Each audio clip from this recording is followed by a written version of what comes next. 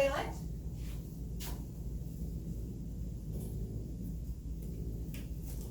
And so this is now known as a chylomicron.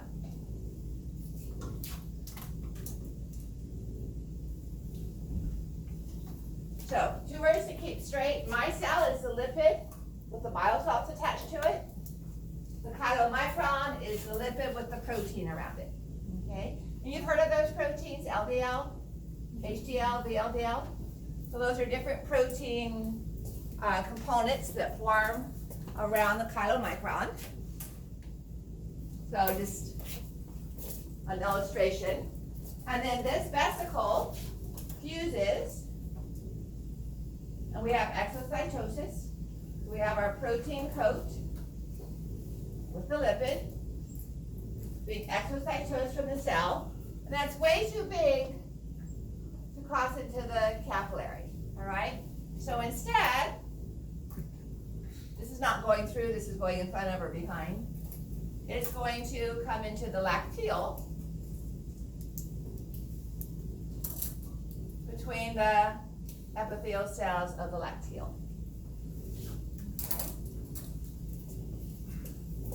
So we break it down into glycerol and fatty acids, monoglycerol and fatty acids, just enough to get it across the plasma membrane of the simple columnar cell. Then we reform the triglyceride in the smooth ER, add a protein coat in the Golgi, exocytose it, and transport it to the lacteal. This is why the portal vein is rich in simple sugars, monosaccharides, and amino acids, but the lipids are in the hepatic artery. Because if you recall from the immune system, the lacteals form the lymphatics, and the lymphatic trunks go to the cisterna chyli, which goes up the thoracic duct into the left subclavian vein, to the brachiocephalic vein, to the superior vena cava, to the heart and the lungs, and then back into the aorta and down and out the celiac trunk and hepatic artery. So we do not find these lipids in the to the high levels in the portal vein, unless they're already there from circulating through the body, okay? But there are high numbers of simple sugars and amino acids in the portal vein. So that's what's in the portal vein. Our hepatic artery has oxygen and lipids, okay? And then both of them flow into the liver at the same time. Okay, any questions on that? Just as long as you can keep the micelles and the chylomicron straight. You might have answered this, but I'm catching up. It's okay. In my head. What protein exactly is that's making the chylomicron? It's these four different VLDL, LDL, and HDL Okay. that form the protein coat around it. And that's because they have charges, and that allows them to interact with the charged nature of water. Otherwise, the lipid wouldn't be able to be transported. Okay, so just to go back to Bio 430, once this chylomicron is taken up by the cell via endocytosis, we have receptors that recognize the VLDL and the LDL and internalize it via receptor-mediated endocytosis. How do we get the protein off of the lipid so that the cell can use the lipid? What's our organelle that's going to do that? Back to Bio 430. Got to make some connection to that tonight. What would you call an enzyme that breaks down proteins if it ends in ASE? Peptidase? Protease. Oh, protease. And what organelle is a membrane-bound vesicle that contains proteases to isolate them from the rest of the cell so they don't degrade all the proteins? Yes, exactly, Shaquila. Lysosomes. Okay? So lysosomes, these it looks similar to this, but in the opposite direction. As the cell's internalizing it, they would go to lysosomes. The lysosomes would break down the protein LDL or VLDL and release the lipid to the cell for use to make new plasma membranes, or if it's a steroid cell, make steroid hormones or so on. Okay? All right, so now we've absorbed our simple sugars and our lipids and our amino acids and the remaining non-digestible material, like plant fibers and cellulose. And if you've taken a drug that moves it so fast that you don't absorb your fats, okay, it's going to move into the large intestine, which maintains that more alkaline pH. We no longer do any more digestion here because there shouldn't be much food left to digest. All right. So question 6. So where do we find these micelles?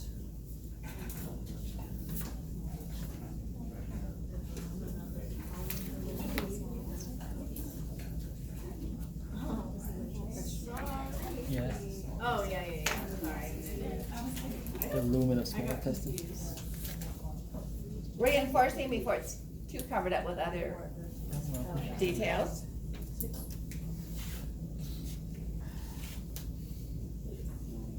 All right, there's actually question 7 in there because I thought I'd taken this question 6 out, so I'll have to modify that one. So what answer, if I had, instead of micelles up there, I had chylomicrons, what would the answer to that be? B and C. Okay, both B and C. They're formed in the cytoplasm and then, or in a cell, and then transported to the lacteal. All right, I'm not going to go through this. This is just a summary. All right, because you can find the PowerPoints about what's happening where. So again, review those enzymes, review those hormones, what organ makes them, what organ are they functioning in. And finally, we move into the rectum, all right? And as we indicated when we talked about rectum and anal canal, we're back to our pudendal nerve, our pelvic splanchnics, and our sacral splanchnics, okay? Pudendal nerve is going to be carrying 2 pieces of information. What are those? Sensory and motor. All right, so remember how when the uterus contracted, was stretched by the baby's head, that sensory was sent up to the brain for the release of pitocin. So here, as the lower part of the rectum is distended, we're sending the stretch receptors or activating the sensory neurons of the pudendal nerve. And that's going to is going to activate either parasympathetic or sympathetic. Which one? We're talking about the defecation reflex. Parasympathetic. So parasympathetic pelvic splanchnics are going to increase peristalsis of the rectum. What are they going to do to the internal anal sphincter? Relax it. Okay? And then our motor component for the pudendal nerve is going to be inhibited so the external anal sphincter relaxes. Because when that motor neuron fires, it's releasing acetylcholine, and it's going to cause the external anal sphincter to contract. So we have to inhibit the external anal sphincter to allow it to relax. Activation of parasympathetic inhibits the internal sphincter and activates peristalsis. And of course, sacral splanchnics are going to do the opposite of the pelvic splanchnics. All right, so which of these statements is a true statement? I'll give it a little time to read them through. I couldn't show a human doing this, so I picked the unicorn. This is advertising that squatty potty. And that's supposed to be ice cream. Apparently unicorns only poop ice cream. Would muscularis externa be smooth muscle or skeletal muscle? Smooth. That's our intercircular and our tinea coli.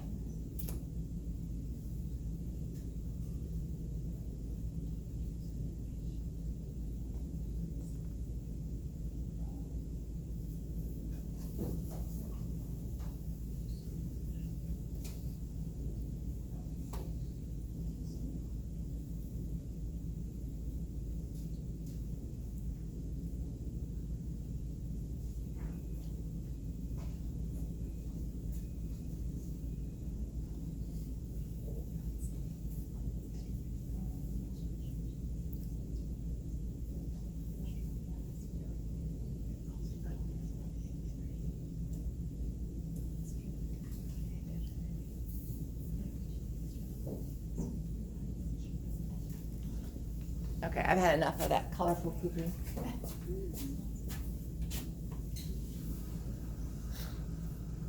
And this is our, this is 6, it's actually 7, right? And that's our last question. Not our last lecture slide, but our last question.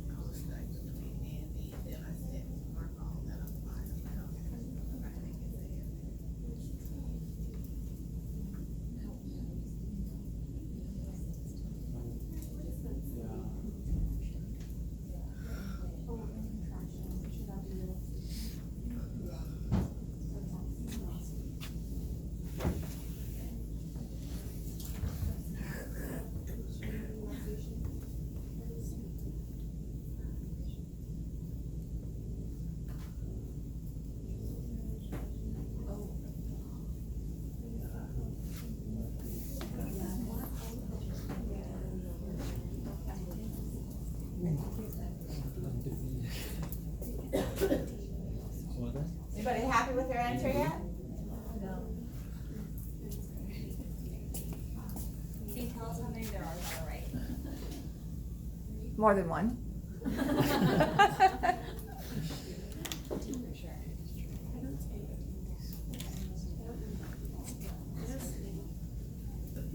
I just made all those statements before I showed the slide. So let's go back to this one.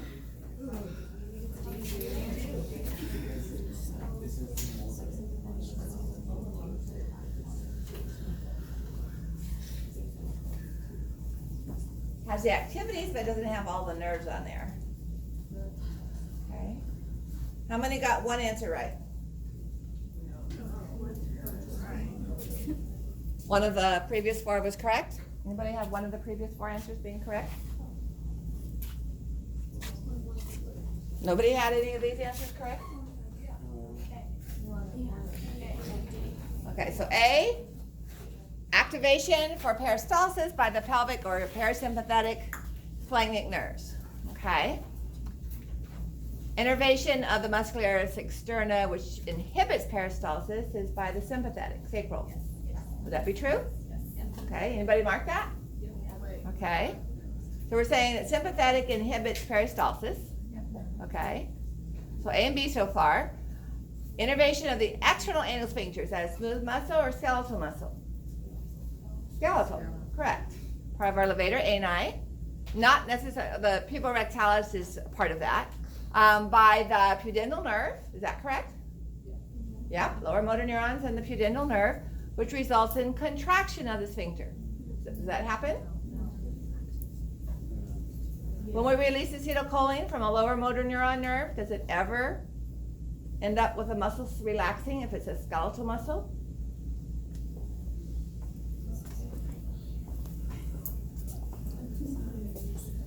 So we have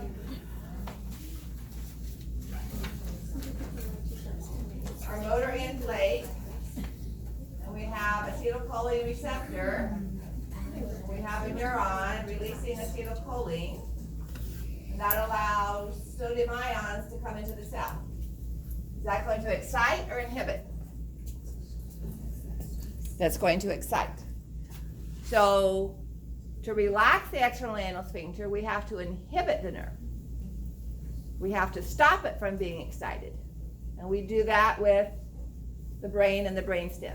Okay, but the neuron itself, if it's excited, is going to release the acetylcholine and cause the external anal sphincter to contract. So that's happening until you need to go to the bathroom, and then it's inhibited. Okay?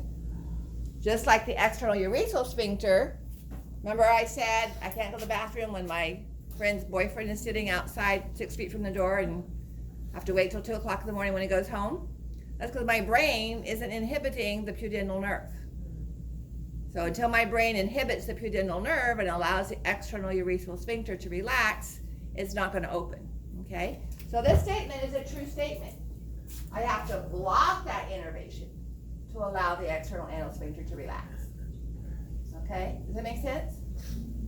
So it's different from the autonomic nervous system. Parasympathetic and sympathetic can do both. It just depends on what cell has the receptor. So parasympathetic slows the heart down, right? But it speeds up the digestive system. If we're just talking about digestive system, parasympathetic speeds up the stomach, but relaxes the sphincter. Sympathetic does the opposite. It slows down the stomach and constricts the sphincter. Okay? So in the autonomic nervous system, acetylcholine or norepinephrine can either excite or inhibit. It depends on what cell they bind to. For the lower motor neuron, it can only cause a muscle cell to contract. The only way we allow that muscle cell to relax is by stopping the release of acetylcholine. All right, so structure receptors in the wall of the rectum excite sensory neurons, which travel via the pudendal nerve. Is that true or false? True. This is why I could not answer your question about how many answers were correct, because if I said 4, I might as well tell you all the answers, right? Okay? not that I didn't just do that, but I wanted you to think about it a little bit more. Do your slides have it? No, but yeah, go ahead and take a picture. I tried to post them before exams, but I haven't always gotten them up there.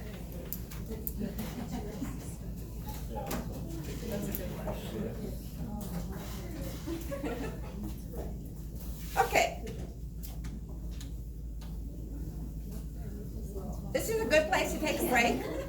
Okay, so let's just take a short break.